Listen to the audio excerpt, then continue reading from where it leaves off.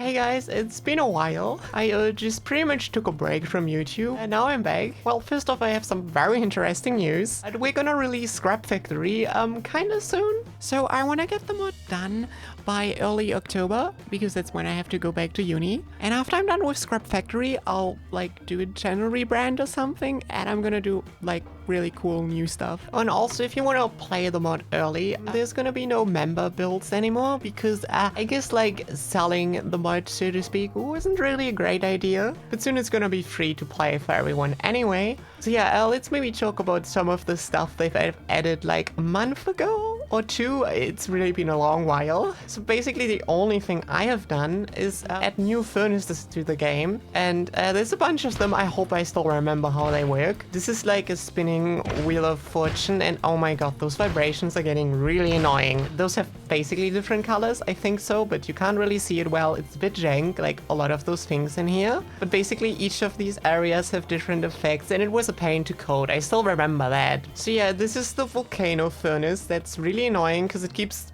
creating a lot of explosions. As soon as this thing is gonna start exploding again, which is random, I think it sells drops for a lot more money. Yeah, 100,000, you see that? And this one, if I remove one, it's gonna sell them for $4. So this multiplies it by all the number of drops you sell at once, which could probably get very laggy, but maybe this is a cool idea, maybe not. I'm gonna regret all of these anyway. Yeah, those are just normal furnaces. Basically, these are just different fixed multipliers. Basically, this is just a furnace with like a whole area, and it randomly sells drops inside that area, and I made the effect really big, and I think it actually looks pretty cool. Yeah, this is the black hole furnace. It randomly explodes, and as you see, it pulls stuff towards the center, including ourselves, which gets really annoying. Yeah, I kind of regret making this one too. But yeah, I also made a tiny furnace, which is, it's funny because it's tiny. Yeah, I think we already know about like the lunar furnace. So now that it's nighttime, we're gonna sell the drops for 6,000. Oh, I think I've already showcased the item furnace. Like if I dump the whole dropper into the furnace, it sells the dropper. Then there's this time furnace, and this sells it for more money the longer the drop existed. Or maybe it sells it for less money. I'm not entirely sure anymore. Yeah, here we've got the lucky 6. I think it sells every 6 drop for a 6 times multiplier. Yeah, the nuclear furnace was selling radioactive drops for more. There's a bunch of radioactive drops in the game, so it shouldn't be that bad. And we've also got the velocity furnace, so basically the faster the drops move, the more money you sell them for. Or we just end up using the fastest conveyor, and boom, more money. And this is the Tesla furnace. It just has this cool electricity effect, and I don't remember exactly what it did, but it sells it for quite a lot of money. Yeah, this is the inclusive furnace. Also, all the furnaces look the same. That's because we don't really have someone doing models and art stuff right now. If you sell 3 different drops in it, you have a multiplier of like 3, and basically you need to sell a huge variety of different drops to get a huge multiplier. It's more complicated to work with. I really can't wait to balance this because it's gonna be horrible. I have no idea what this furnace does. I really need to add item descriptions. I'm not sure if you even wanted to hear this much detail about all the furnaces. Oh yeah, we've also got some other new things like a popcorn dropper. I think, yeah, once this pops, it multiplies the value or something. And yeah, I think those thingies over here, the jump pads. Yeah, they're quite some fun to play with. Alright, so right now we have a lot of different furnaces and a lot of different droppers. So we're gonna need different upgraders too. And we have like some very basic ones so far. But this is the scary part, so I don't really want to touch this right now. Because we're also gonna need different power generators. And it's a lot easier to make interesting generator types. So that's what I want to focus on next. Maybe I should have tested like the core gameplay of the mod before. But yeah, now we're too deep into this mess and we just have to go with it. So let's procrastinate on the important part on the mod and let's build a bunch of different generators, because this is actually kind of cool to do, and I have a few cool ideas for that too. Yeah, another feature we have right now apparently is this money per minute counter on furnaces.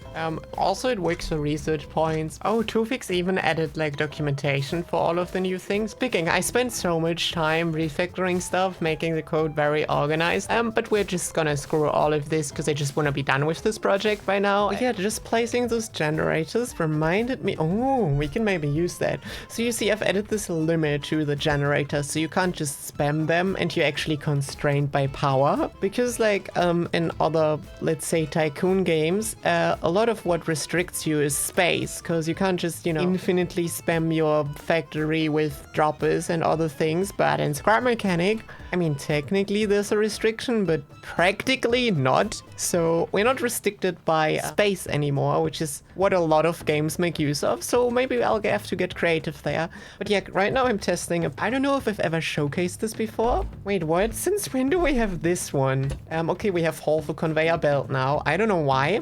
Oh, it was made for the value detector part. We need to get a random upgrader, because then we can actually make use of this. Anyway, so whenever a drop goes through this part that is worth more than 3 bucks, it should output a logic signal for 1 tick. This is worth 2 bucks, and okay, maybe I'm to... Now it's set to 1 again. Okay, I think this is a bit broken. Yeah, and as you can see, this can be useful to like filter items in a factory if you have like random parts and you want to filter out stuff that got worthless. Interestingly, in Scrap Mechanic, the sun does not move during the day. I mean, that's kind of sus, isn't it? Oh my gosh, I can already see myself programming something very fun, but also very epic. Well, so my idea is to have like mirrors which you can use to kind of concentrate the sun energy on a solar panel, and that requires a lot of math with angles and stuff. And well, all right, now it's producing a beam, and all right, I'm just gonna look into the sun. Oh yeah, actually, please don't do that. Don't look directly into the sun. Then copy my direction vector, and it's gonna be the vector of the sun, because I'm really smart. OMG, I'm actually pretty smart. As you can see, this is actually the thing that points towards the sun. But yeah, this is pretty good. Now I can actually get the, so now I just need to mirror it. How do I mirror it? Oh my god, guys, we just got, the reflection, I believe.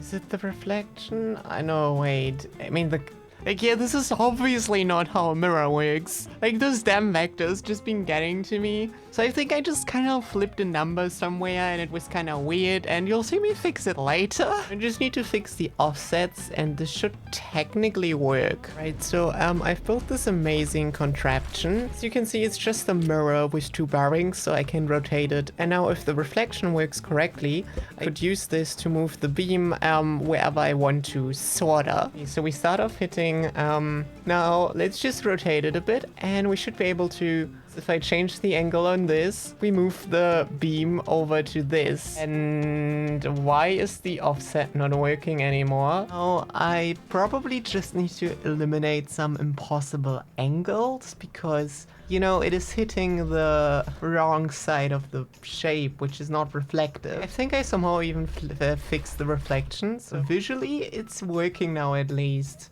Now I just need to make it boost solar panels when you actually hit them with the reflection, and it's gonna be the real fun part. Okay, now if my crazy code works, I can place a solar panel here. It gets hit by the beam and I get a bunch of errors. Now if I put this thing into the sun ray, we boost the solar panel. So okay, now I just need to actually make it produce more power. You see that our boosted solar panel keeps producing more and more power. That's not entirely what I intended, so that is kind of weird. Alright, I just fixed it, and now this one should stay at 35. And now if I'll get a second mirror, we can boost the power even more. Okay, now see, this one is receiving 2 boosts, making it produce even more power. So I'm really glad that this is kind of working. Now I just realized a little bit of a problem.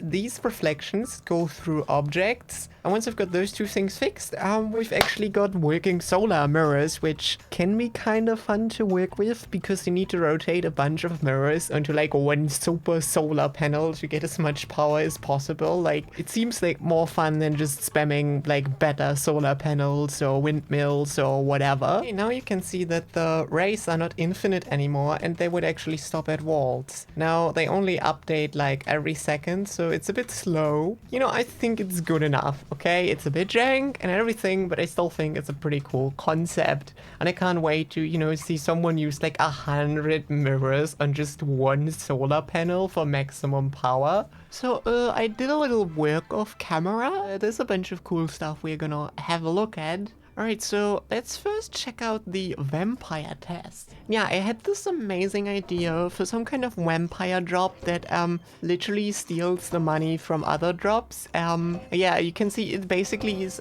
eating those gold ores, and it's kind of funny. And yeah, once it also steals the value, the drops become basically worthless. And yeah, obviously, once it changes to daytime, the vampires just burn and turn into ashes, so it's kind of another quirk. But yeah, Nate has also been helping a lot on coding stuff. There's another great thing he has done, which is the egg drop. Yeah, anyway, so these eggs that kind of look like dysmorphed golf balls. Like, I'm really glad he made a model for it, I think, because I don't know how to model at all. But yeah, you see, I just keep smashing all the eggs against the wall. Kind of a lot of food waste, and just don't ask where all the eggs are coming from. But anyway, the thing is, if we don't drop them very softly, if they just hit the ground like that, they also just get destroyed, so they're kind of fragile. Anyway, we have too many stupid droppers. I've worked a bit more on the generators. Anyway, here's a small thing nobody probably asked for, and this is the black solar panel, which actually isn't a solar panel, because as you can see, it's not producing any power. Because as it actually turns out, it's a lunar panel producing energy from the moon, which... Wait, does it actually exist in scrap mechanic? Is it just blocked? Wait, just don't question it. And it's probably gonna be a special item you get from crates in the end, because it's kind of silly anyway. So yeah, I've added this little fancy antenna, and yeah, as you can see, this gets hit by lightning. Sometimes not. It's a little bit irregular. It's kind of the whole fun with this thingy. And this basically encourages you to use a bunch of batteries again to store all of the power that randomly comes from this thing. And another thing I've added is that actually the higher you place this thing, the more likely it is to be hit by lightning, which it's actually a true thing, right? Anyway, we're next gonna focus on something really cool, which might have to do with this very mysterious factory, which I don't want to spoil how this thingy works to you and why we get those red kind of drops. Yeah, I think we're gonna add explosions, like possible ones, you know, we're gonna release in a few months, so that's really exciting.